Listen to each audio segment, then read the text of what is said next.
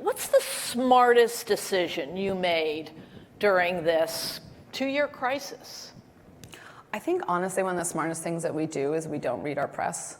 And part of it is more like, for me, one of the things that we keep getting this feedback now, they're like, wow, for the investors, people who've been part of the Series A, like, it's amazing. Like, the vision for 23andMe has not changed.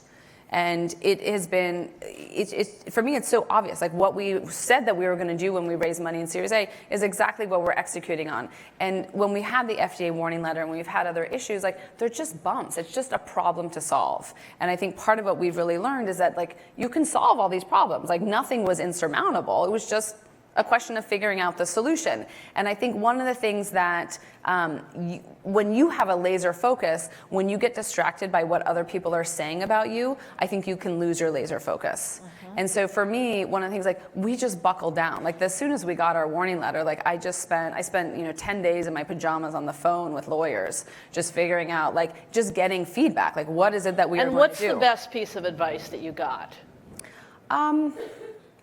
So one of the best pieces of advice I got was actually from someone at Genentech, from the regulatory team there. And she said, it was a whole team of them, and they actually said, they're like, look, you have two choices. You could either figure out a quick fix where you can just sell the company, you get it done, there's a way around. Or if you're really looking for the long-term change, sometimes you just have to do the hard work.